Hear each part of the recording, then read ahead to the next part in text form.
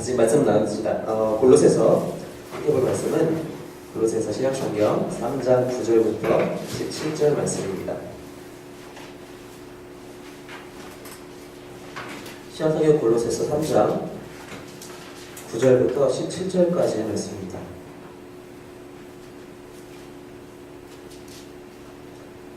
찾으셨으면 저와 여러분 한 절씩 교독하도록 하겠습니다. 제가 먼저 9절 읽겠습니다.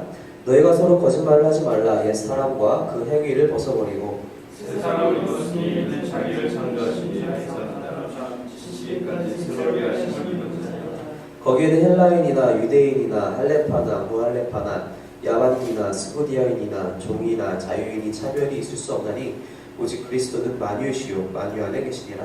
그러므로 하나님의 택하신 거룩하고 사랑하는 자처럼 분별과 자유와 소소와 온유와 오해함으로 있고 누가 누구에게 불만이 있거든 서로 용납하여 피차 용서하되 주께서 너희를 용서하신 것 같이 너희도 그리하고 이 모든 의에 사랑을 더하라. 온전하게 매달리니라. 그리스도의 평강이 너희 마음을 주장하게 하라. 너희는 평강을 위하여 한 몸으로 부르심을 받았나니 너희는 또한 감사하는 자가 되라. 그리스도의 말씀이 너희에게 풍성히 더하여 모든 지혜로 찾아가지며 분별하고 시와 자신과 신령한 노래를 부르며 감사한 마음으로 하나님을 찬양하라. 함께 읽겠습니다. 또 무엇을 하든지 말하나 이르나 다 주 예수의 이름으로 하고 그를 힘입어 하나님 아버지께 감사하라. 예전에 어떤 분께서 이제 친구를 전도를 하시고 같이 교회에 데려가셨다고 합니다. 근데 이제 그 새롭게 이제 교회에 오신 그 친구분이 이제 어느 정도 이제 일정 기간 신앙생활을 같이 해보고 나서 이제 그 자신을 전도한 그 친구한테 봐가지고 얘기를 했대요. 야, 뭐 교회 다니는 사람 별거 없네. 교회 다니는 사람이나 교회 안 다니는 사람이나 그게 그거구만. 뭐 다 똑같잖아. 뭐 똑같이 거짓말하고 똑같이 사람들이 생각하는 것과는 전혀 다르게 교회 사람들이 다 착할 것 같고 남녀 안 할 것 같고 근데 다 똑같이 그렇게 하는데 그랬더니 그 전도하신 분이 그렇게 얘기했더라고요. 야, 우리가 교회 다녀서 이 정도지 교회 안 다녔으면 더 심했다고. 참 많이들 알고 계신 내용인 것 같습니다. 그 얘기를 들을 때마다 참 몇 가지 생각을 하는데 그중 한 가지는 그래도 교회 바깥에 있는 사람들이 교회를 바라볼 때 기대치가 있구나. 교회 다니는 사람들은 이 정도는 해줘야 되지 않을까라는 그런 기대치가 있구나. 또 한 가지는 교회가 완전하진 않구나. 아직은 우리가 그 온전함을 향해서 걸어 나가고 있는 그리스도와 함께 걸어 나가는 단계지 이 상태에서 우리가 완전한 게 아니구나. 그런 생각들을 하게 보게 됩니다. 하나님의 백성들이 모인 교회입니다. 근데 그러한 교회이지만 방금 그런 예화와 같이 아직 우리는 불완전하다는 것입니다. 우리 각 사람이 불완전한 것처럼 사실 이 교회도 역시 완전하지 않죠. 물론 예수님께서 자신의 피값으로 사시고 그 그리스도의 몸으로서 이 교회를 세우셨지만 그리고 그 그리스도의 몸으로서의 교회는 이상적으로 우리가 바라봐야 할 것이 있지만 여전히 우리는 부족한 부분들이 많이 있다는 것입니다. 사실 중요한 것은 교회 외부에서 하나님을 모르는 사람들이 교회를 어떻게 볼 것인가, 믿는 자들의 우리를 어떻게 보고 있는가, 물론 그것도 중요하지만 우리가 오늘 같이 볼 것은 교회 안에 있는 나, 하나님을 알고 예수 그리스도를 나의 주님으로 영접한 나는 교회를 어떻게 보고 있는가, 나는 교회를 어떻게 인식하고 있는가, 그 생각을 한번 해봐야 될 것 같습니다. 사도 바울이 이 골로새 교회에 편지를 보내면서 바로 이 본문을 통해서 나는 교회를 이러한 곳이라고 생각을 한다 라고 이제 바울이 얘기를 하고 있어요. 그 처음 3절, 9절에서 11절까지 한번 같이 한번 읽어봅시다. 시작. 너희가 서로 거짓말하지 말라. 옛 사람과 그 행위를 벗어버리고 새 사람이 입었으니 이는 자기를 창조하신 이 형상을 따라 지식에까지 새롭게 하심을 입은 자니라. 거기에 헬라인이나 유대인이나 할레파나 무할레파나 야만인이나 스루디아인이나 종이나 자유인이 차별이 있을 수 없느니 오직 그리스도를 만유시로 만유하여 계시니라. 바울은 교회를 어떻게 인식했냐면은 새로운 창조, 새 창조라고 인식을 했습니다. 새로운 생활 방식을 요구하는 새롭게 된 사회로 바울은 이 교회를 인식했다는 것입니다.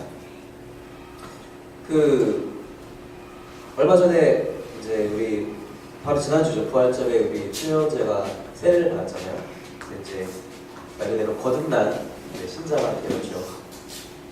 우리가 이제 크리스찬이십니까? 라는 질문을 할 때 이렇게 질문하잖아요. 그러니까 한국에서는 보통 한국말로 질문할 때 교회 다니세요? 이렇게 종종 주변 사람들 얘기를 할 때 교회 다니세요? 이렇게 질문을 하는데 영어로 질문을 미국에서 혹은 영국에서 다른 나라에서 영어권 국가에서 질문을 할 때는 Are you Christian? 이렇게 질문하기도 하지만 Are you born again? 이렇게 물어보는 게 더 많대요. 다시 태어났습니까? Are you born again? 다시 태어났습니까? 그냥 교회 우리말로 그냥 쉽게 그냥 캐주얼하게 물어보는 것처럼 당신 교회 다니세요? 라는 질문보다는 훨씬 더 생각해보게 만든 질문인 것 같아요. 다시 태어났습니까? 근데 우리는 다시 태어난 존재란 말이죠.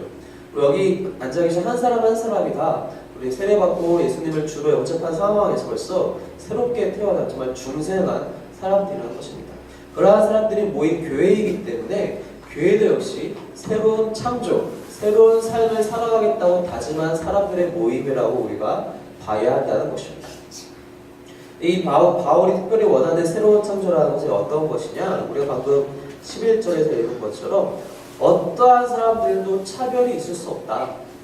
우리 모두는 절대로 구별이 있을 수 없고 우리 사이에 어떤 벽이 있어서 서로를 갈라놓을 수가 없다. 바로 그러한 곳이, 그런 모든 장벽들이 무너진 곳이 바로 교회이다. 라고 사도 바울이 얘기를 하고 있습니다.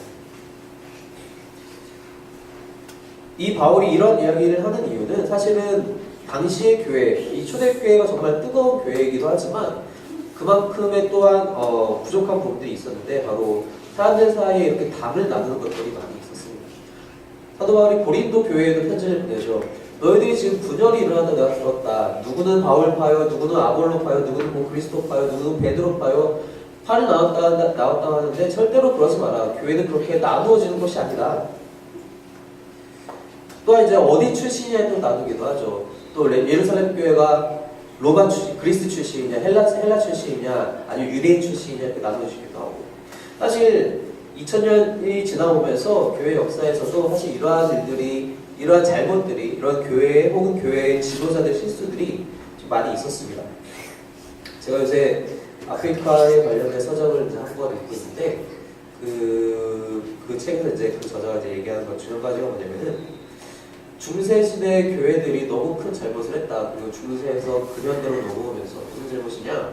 아프리카에서 흑인 사람들을 데리고 오면서 이 흑인들은 열등한 존재이기 때문에 노예로 쓰는 것이 성경적이다.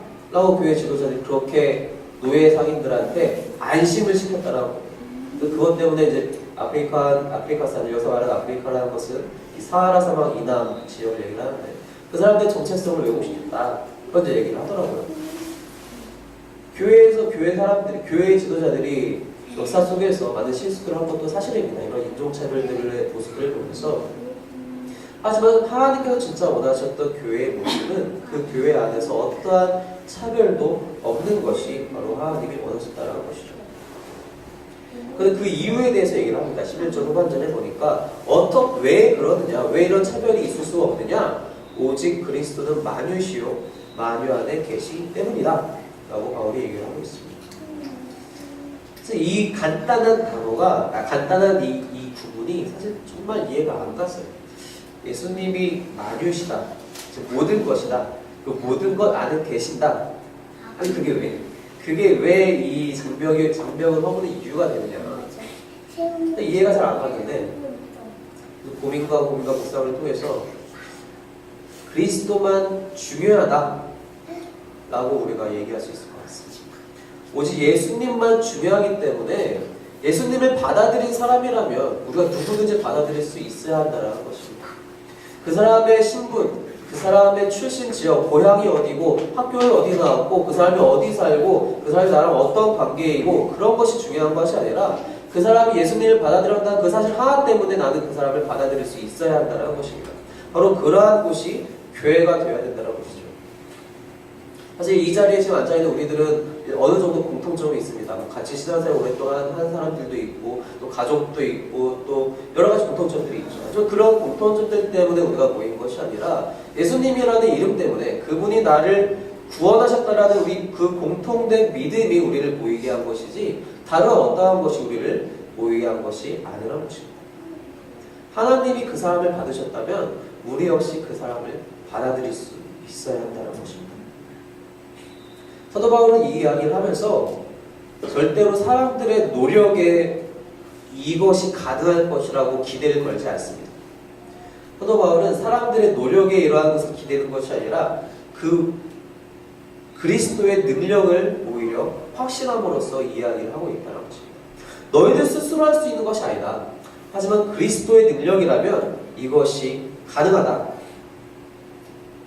너희들이 새로 태어난 이유가 바로 거기에 있다. 우리가 예수님을 믿음으로써 중생한, 거듭난 이유가 바로 거기에 있다. 하나님의 능력은 사람들이 자신의 이전의 모습들, 내가 구원받은 존재라는 깨닫기 이전에 그 죄의 종의 모습 그대로 있으면서 사람들끼리 예수 이름을 모이게 하는 것이 아니라 완전한 신분의 바뀜, 완전한 정체성의 변화, 내가 이제 더 이상 죄의 종이 아니라 하나님의 자녀라는 것으로 완전히 변화된 상황에서 우리가 하나가 될 수 있도록 만들게 하신 그것이 바로 하나님의 능력이시다. 그래서 사도바울이 그러한 이야기를 하고 있다는 것이죠. 교회에 참 여러 부류의 사람들이 많이들 모입니다. 요즘 초등학생들은 이제 자기들끼리 이제 가르는 게 상당히 많더라고요. 제가 이제 학원에서 초등학생들을 가르치는데 한 반에 이제 자매 둘이 와요. 5학년, 6학년 둘이서만 딱 이제 수업을 듣는데 이제 자매니까 이제 할 말 못할 말 없이 다 서로 얘기를 하잖아요. 그리고 얘기를 하다 보면은 뭐 어제 만난 친구는 어땠는데 뭐가 마음에 안 든다라든지 자기네 반에 뭐 잘난 척하는 애가 있는데 막 잘난 척해서 보기 꼴보기 싫어 죽겠다라든지 그런 얘기들을 다 여과 없이 해요. 제가 뭐 앞에 앉아 있지만 뭐 저는 신경 안 쓰고 제가 잘 얘기해요. 얘기를 듣다 보면은 딱 자기랑 맞는 사람들만 딱 선을 그어요. 딱 선을 긋고 얘네들은 나랑 정말 친한 친구. 그 아니면은 정말 6학년인데도요 말이 험해요. 여자애들인데 정말 이렇게 삐리리 이렇게 소리가 나와요. 그 정도로 다릅니다. 예전에도 그런 얘기도 있었죠. 타워팰리스 도곡동에 있는 타워팰리스 아까 거기 가면은 거기서도 아이들이 나뉜대잖아요. 평수별로 자기들 우리 집은 90평이야, 우리 집은 뭐 70평이야, 우리 집은 40평밖에 안 돼 이러면서 보소 나눈대요. 거기는 초등학교 학생들이 말도 안 되지 않습니까? 그런데 그러한 다양한 사람들이 또 모이는 곳이 교회라는 것이죠. 교회 정말 다양한 사람들이 모이는데 정말 가만히 유심히 보고 있으면은 항상 모이는 사람들이 모이는 것을 보게 돼요. 이제 그러한 이제 지사님들이라든지 권사님들 혹은 장로님들 보면은 이제 교회 안에서 이제 보게 되면은 항상 얘기 나누시는 분들과 이렇게 3, 4 모임 모여서 이제 얘기 나누시죠. 물론 이제 친하니까 그럴 수 있어요. 친하니까 또 신앙의 코드가 맞으니까 또 그럴 수 있죠. 하지만 우리가 교회라는 한 이름으로 모였다는 것은 하나님이 우리가 한 몸을 이루기를 원하시는 것이고 그 안에서 함께 우리가 무엇인가를 주님을 위해서 할 것이 있다는 것을 알고 계시고 또 우리에게 지키고 싶어 하시기 때문에 이렇게 모이게 하신 것이지 단순히 우리가 마음에 맞는 사람들끼리 교제하기 위해서 모인 것이 아니라는 것입니다. 나랑 고향이 같기 때문에, 나랑 같은 학교를 나왔기 때문에, 나랑 같은 직장을 다니기 때문에, 내 가족이기 때문에만 모이는 것이 아니라 하나님을 위해서 우리가 교회에 모였다는 것을 다시 한번 기억해야 된다는 것입니다. 바로 그것이 사도 바울이 원했던 것이죠. 그러면서 한 가지 특정 주입에서 사도 바울이 얘기를 하는데 바로 9절에서 얘기한 것처럼 서로 거짓말을 하지 말라. 이 여기서 말하는 거짓말은 사실 좀 광범위하게 우리가 이해를 해야 할 것 같아요. 물론 이제 서로가 말 그대로 정말 거짓을 말하는 게 있겠죠. 전혀 반대되는 이야기들은. 또 한 가지는 가식적인 것을 또 벗어버리는 것도 포함시켜야 할 것 같습니다. 방금 말씀드린 그러한 부류들이 있잖아요. 교회에 그런 부류들은 자기 부류가 아닌 다른 부류의 사람들을 만나게 되면 먼저 얼굴 가면 하나 씁니다. 권사님, 시사님 오늘 오셨어요. 그러면서 이제 일주일 좀 어떻게 지내셨어요? 하고 이제 잠시 대화를 나누고 사라지죠. 이제 또 가서 이제 오늘 지사님 어떤 지사님 만났는데 말이지, 어떤 모습을 만났는데 말이지. 그러한 거짓말들, 그러한 모든 가식들을 버리라. 그런 옛사람과 그런 행위들 다 벗어버리라. 그런 것들이 하나의 시작이 될 수 있다. 교회 안에 있는 모든 장벽을 없애는데 중요한 시작이 되는 것이다. 너희의 힘으로 되는 것이 아니라 우리가 예수 그리스도로 말미암아 그분의 부활하신 그 능력으로 말미암아 새롭게 태어났기 때문에 그것이 가능한 것이다 라고 사도 바울이 이야기할 때 있다는 것이죠.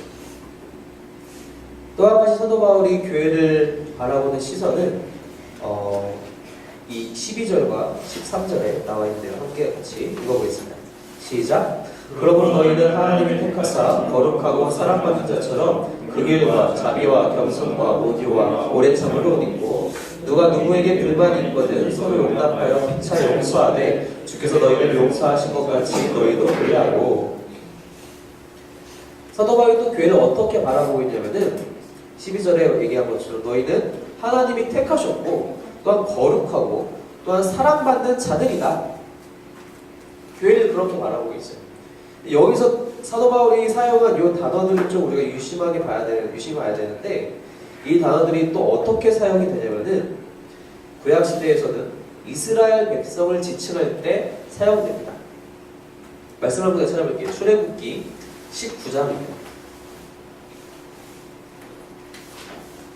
출애굽기 19장 5절과 6절 말씀입니다.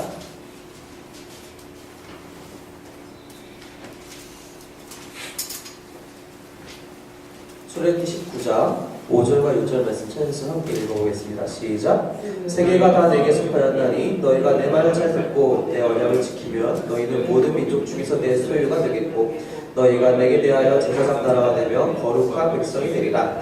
너는 이 말을 이스라엘 자손에게 전하지니라. 하나님께서 출애굽시키신 이스라엘 백성들에게 이야기하시는 장면입니다. 모세를 통해서 너희는 내 소유가 될 것이다. 나의 제사장 나라가 될 것이고 거룩한 백성이 될 것이다. 여기서 사용한 이러한 단어들 하나하나 이스라엘 백성들을 묘사한 단어 하나하나들이 사도 바울이 똑같이 여기 와서 이제는 교회를 묘사할 때 너희는 하나님이 직접 고르신 백성들이고 하나님이 너희를 거룩하게 여기시고 하나님이 너희를 사랑하는 그러한 사람들이다 라고 교회를 묘사할 때 사용하고 있다는 것입니다. 사도 바울이 굳이 이러한 단어들을 택한 이유가 있겠죠. 무엇이냐? 방금 출애굽기에서 읽었는데 하나님께서 이스라엘 백성들에게 너희가 나의 언약을 지키면이라는 단서를 거기다 붙이세요. 그럼 너희가 제사장 나라가 될 것이고 나의 소유가 될 것이고 나의 사랑하는 거룩한 백성이 될 것이다. 그렇다면 똑같은 묘사를 받게 된 이 새로운 교회, 즉 새로운 이스라엘도 역시 그러한 똑같은 하나님 앞에서의 지켜야 될 것이 있다라는 것을 사도 바울이 이야기하고 싶다는 것입니다. 그게 무엇이냐? 12절 후반절에 나와 있는 긍휼과 자비와 겸손과 온유와 오랜 참음입니다. 사도 바울은 바로 이 다섯 가지로 대표되는 하나님의 성품을 이 교회가, 즉 새로운 이스라엘이 닮아가기를 원하고 있었다는 것입니다. 하나님이 지금까지 그렇게 하셨기 때문이라는 것이죠. 말씀을 한 군데 더 봅시다. 요한일서 4장 말씀입니다. 요한일서 4장 11절 말씀입니다.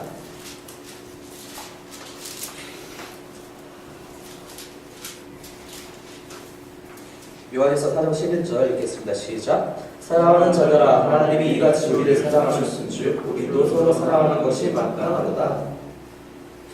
하나님이 우리를 이같이 사랑하셨은즉 우리도 그렇게 사랑해야 한다. 하나님이 그렇게 우리에게 해주셨기 때문에 우리 역시 그렇게 해야 한다. 하나님이 우리에게 긍휼과 자비와 겸손과 온유와 오랜 참음으로 대해 주셨기 때문에 우리도 서로에게 그렇게 해야 한다. 아까 방금 그 9절에서 7절에서 이제 교회를 새로운 창조, 즉 거듭난 사람들의 모임이라고 얘기를 했을 때 첫 번째 창조는 그럼 언제였습니까? 하나님께서 우리를 처음 창조하신 것은 자신의 형상대로 에덴 동산에서 아담과 하와를 창조하시죠. 물론 그리고 나서 이제 아담과 하와의 타락 때문에, 불순종 때문에 그 본성이 깨어지고 우리가 다시 한번 예수님의 그 십자가 사역을 통해 다시 한번 새롭게 되긴 하지만 우리가 처음에 하나님의 형상으로 받은 것처럼 하나님이 우리 안에 그렇게 하나님과 같은 성품을 닮을 수 있는 여지를 그 가능성을 만들어 주셨다라고. 하나님은 날마다 그렇게 우리 안에 찾아오시는데 우리도 서로에게 그렇게 대해야 한다는 것입니다. 하나님이 이스라엘 백성을 얼마나 오래 참으셨습니까? 출애굽하는 그 시기부터 시작해서 광야에서 방랑하는 그 40년 내내 항상 하나님은 모세 때문에 겨우 참으셨어요. 맨날 이스라엘 백성들은 물이 없다, 고기가 없다, 먹을 게 없다, 더워 죽겠다, 우리가 언제 가나안 들어가느냐, 가나안 들어가면 살아남을 수 있느냐, 40년 내내 투정을 부리지만 하나님은 그걸 다 참으셨다는 거예요. 당신께서 하신 약속이 있으시기 때문에 그걸 참으셨다는 거예요. 40년만 참으신 것이 아니라 요단강을 건너서 가나안 들어가고 나서도 계속 참으세요. 계속 참으시고 오히려 사랑과 온유함으로 계속 이스라엘 백성들에게 은혜를 베푸십니다. 필요할 때 도움을 주시고 사사들을 보내주시고 왕을 세우고 군대를 허락하시고 전쟁에서 이기게 하고 말씀을 듣게 하고 선지자를 보내주고 끊임없이 참으십니다. 그렇게 해주셨기 때문에 방금 요한일서에서 우리가 읽은 것처럼 하나님이 그렇게 우리를 사랑하셨기 때문에 우리도 서로 그렇게 사랑하자. 우리도 서로 그렇게 사랑하자. 교회라는 것은 그래서 사도 바울이 보는 이 새로운 이스라엘로서의 교회는 하나님의 성품을 닮아가는 사람들의 모임이 되어야 한다. 하나님이 그렇게 우리를 끝없이 사랑하셨기 때문에 우리도 서로에게 끝없는 사랑으로 나아가야 한다. 사실 쉽지 않죠. 우리가 방금 본 것처럼 그런 장벽들이 이미 있는 상황에서는 사랑을 준다라는 것이 사실은 쉽지가 않습니다. 근데 사도 바울이 이제 이러면서 14절 이후부터 좀 더 구체적으로 하나씩 또 조금 얘기를 하는데 14절에 보니까 이 모든 것 뒤에 사랑을 더하라. 다시 한번 이 사랑에 대해서 얘기를 하죠. 도대체 이 사랑이란 건 무엇이냐? 기독교에서 말하는, 교회에서 말하는 이 사랑이라는 것은 어떤 나와 동일한, 나와 공통점을 가진 사람들과 더 친해지는, 더 깊은 교제를 나누는 것을 얘기하는 것이 아니라 정말 이질적이고 정말 나와 정말 다른 그러한 사람들에게 겸손함으로 나아가는 것이 바로 교회에서 얘기하는 하나님이 우리에게 주시는 사랑이라는 것입니다. 하나님과 우리를 비교해 봅시다. 얼마나 이질적입니까? 하나님은 영원하신 분이십니다. 죄가 없으시고 오직 선하신 분이시고 거룩하신 분이십니다. 근데 우리를 바라봅시다. 아니, 나 자신을 바라봅시다. 얼마나 안 그렇습니까? 얼마나 부끄러운 것이 많고 얼마나 우리가 하나님을 두려워하고 정말 이질적임에도 불구하고 하나님은 우리를 사랑하신다는 것입니다. 오히려 겸손하게 당신의 아들을 그 생명을 포기할 정도로 우리에게 찾아오신 분이 바로 하나님이시라는 것입니다. 그렇게 우리가 사랑을 받았다면 우리 역시 그렇게 해야 한다는 것이죠. 이 모든 것 위에 사랑을 더하라. 이는 온전하게 맺는 띠니라. 사도 바울이 그 많은 교회들에게 이렇게 편지를 보내는데요. 이 편지의 공통된 내용 중 하나가 뭐냐면은 교회 안에서 이 연합에 대해서 자주 얘기를 하고 있어요. 사도 바울이. 특히 골로새서에서 마찬가지로 연합에 대해서 얘기하고 있는데 우리가 골로새서 1장에서 같이 얘기 나눈 것처럼 당시에 골로새 교회를 찾아온 이상한 사람들이 있었다는 것입니다. 그 사람들이 분열을 일으키고 있었어요. 너희들 그렇게 신앙생활하면 안 돼. 그렇게 하는 게 아니라 뭔가 조금의 더 영적인 비밀이 필요한데 내가 너한테만 알려줄게. 이런 식으로 교회에 분열을 일으키고 있을 때에 그러한 분열을 없이 하라. 오직 사랑만이 것을 가능하게 한다. 오직 너에게 필요한 것은 그러한 새로운 무언가의 비밀이 아니라 너희가 이미 가진 것, 그것 위에 그리스도의 사랑을 더하라. 바로 그것이 교회의 연합, 이는 온전하게 맺는 띠니라. 교회의 연합을 이루게 할 것이다. 사도 바울이 계속해서 강조하고 있는 것이죠. 그 다음에 얘기하는 것도 같은 이야기입니다. 15절에 보니까 그리스도의 평강이 너희 마음을 주장하게 하라. 너희는 평강을 위하여 한 몸으로 부르심을 받았나니 너희 또한 감사하는 자가 되라. 하나님의 평강으로 너희 안에서 분열이 없게 하라. 하나님께서 원하시는 것은 하나님께서 우리에게 화평함으로 찾아오신 것과 같이 너희도 너희 안에서 그런 화평함으로 그리스도의 평강으로 찾아가라. 또 어떻게 하면 이 분열을 없앨 수 있느냐? 16절에 보니까 또 말씀이 너희 안에 풍성히 거하게 하라. 피차 가르치고 권면하라. 우리가 자주 사용하는 표현 중 하나입니다. 교회에서 많이 사용하는 표현 중에 하나죠. 말씀이 충만한, 말씀이 풍성한. 여러분 이거를 실제 여러분의 생활에서 적용을 해보셨습니까? 어떻게 하면 말씀이 풍성할 수 있는가 내 삶에? 어떻게 하면 내 삶에 우리 교회 안에 말씀이 충만할 수 있는가? 실제적인 적용, 실제적인 고민을 한번 해보셨습니까? 말씀을 읽으면서 저는 어떻게 해야 될까? 어떻게 하면 그냥 교회 표어에 쓰는 말씀이 풍성한 교회, 그 표어에서 그치지 않고 내 삶의 변화를 일으킬 수 있을까? 말씀을 읽는 것은 기본이고, 정말로 하나님께서 또 바로 바울이 여기서 원하는 것은 말씀대로 살려고 하는 노력과 의지가 나에게 있는가?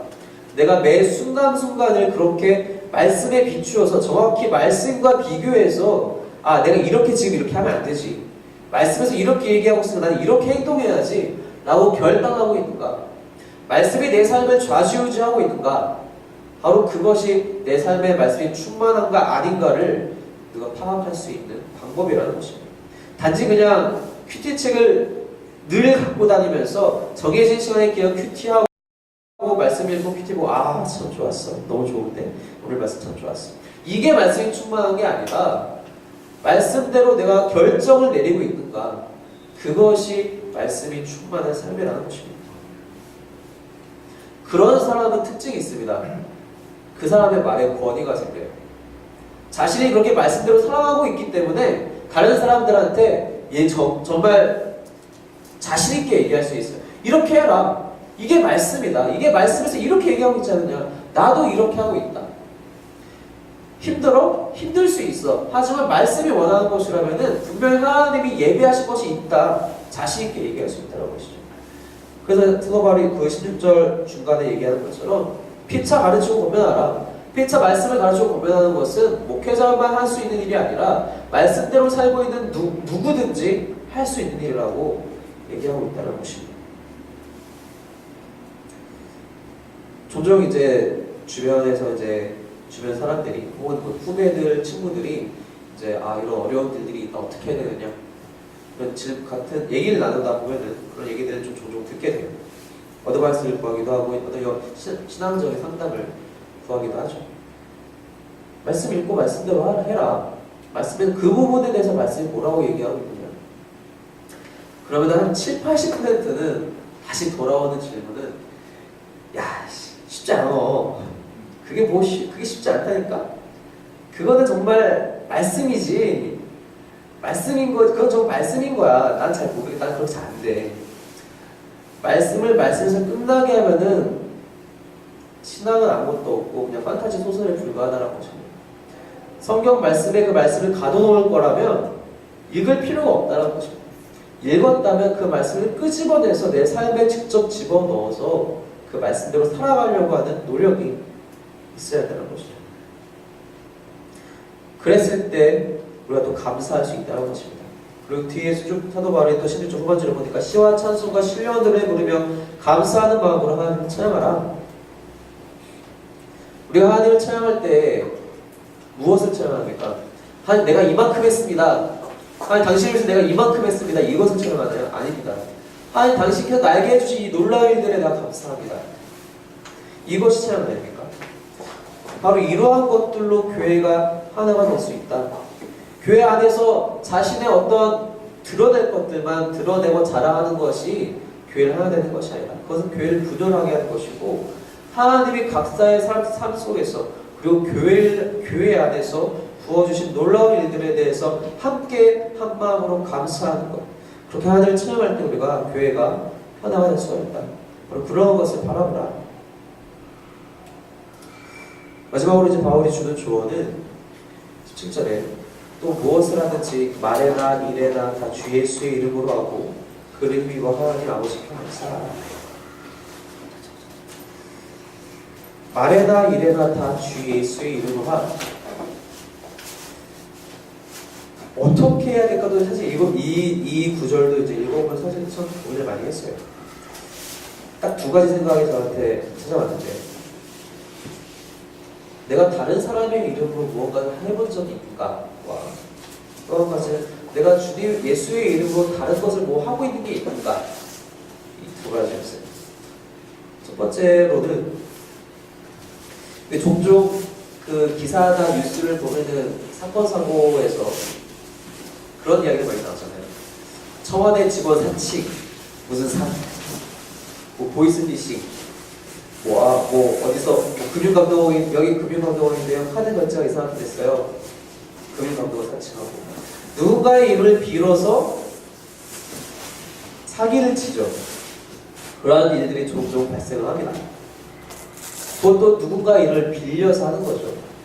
네거티브한 것이긴 하지만 나는 그러면은 주님의 이름을 빌려서 무언가를 할 수 있을까? 우리가 하는 게 있습니다. 우리가 날마다 하는 게 있어요. 우리가 날마다 주님의 이름으로 하는 게 있습니다. 뭐죠? 기도입니다. 내 이름으로 너희가 기도해라. 예수님께서 보고서 그렇게 말씀하고 계시지 않습니까? 근데 예수님께서 그 말씀을 하실 때 우리가 종종 간구하는 게 뭐냐면은 그렇게 하면 다 되는 건가 보다. 근데 예수님께서 거기서 분명히 다시 한번 말씀하신 게 뭐냐면은 내 말이 너희 안에 거하고 너희가 내 안에 거하면 그리고 내 이름으로 기도하면 내가 다 이루겠다. 우리가 종종 그 앞부분은 좀 많이 잊어버리죠. 하나님의 말씀이 주님의 말씀이 내 안에 들어와 있다는 것을 먼저 만들어 놓지 못한 상황에서 그냥 구하기만 할 때가 많이 있다는 것이죠. 주님의 이름으로 모든 것을 그렇게 하라. 나는 지금 기도만 그렇게 하고 있는데 모든 것을 그렇게 하라고? 자, 기도를 내가 만약 그렇게 한다면은 내가 기도를 어떻게 하는지 우리 각 사람이 기도를 어떻게 하는지 한번 돌아보면 좋을 것 같아요. 그럼 딱 알 수 있을 것 같아요.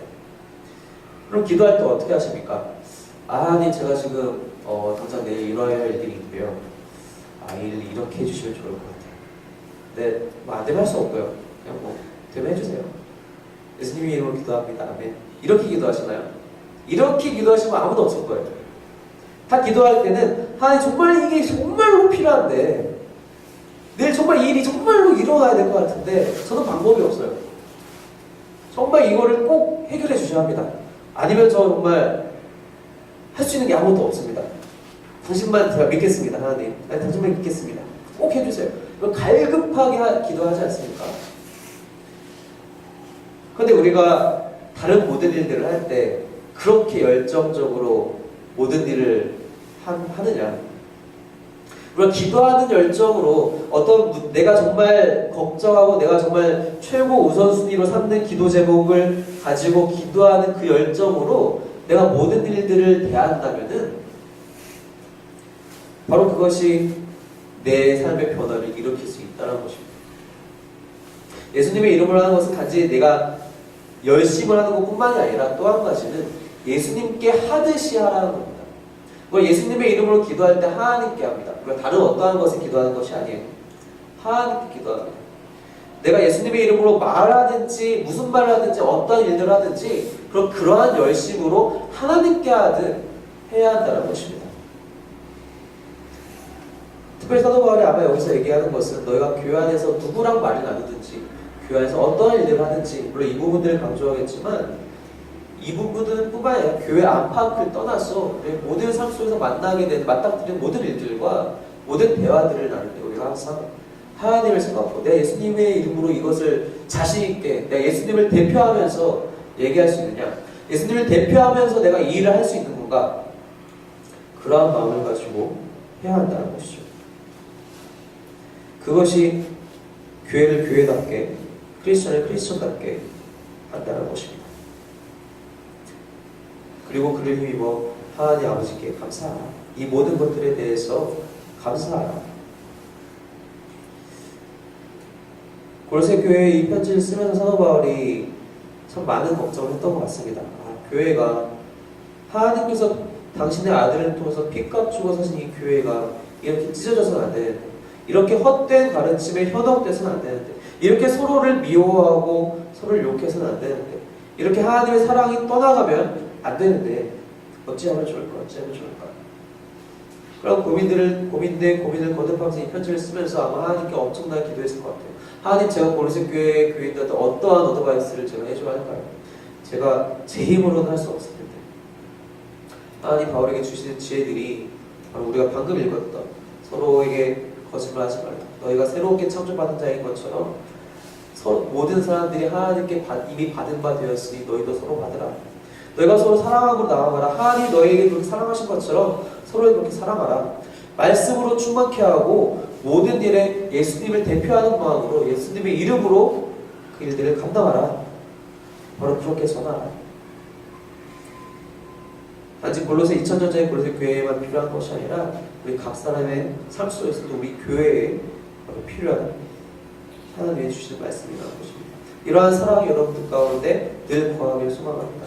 이러한 충만한 말씀의 삶이 여러분들의 삶으로 바뀌길 소망합니다. 이러한 하나님의 하나 되는 교회가 바로 우리 교회가 되기를 주님의 이름으로 축원합니다. 이렇게 기도하겠습니다. 다시 기도할 때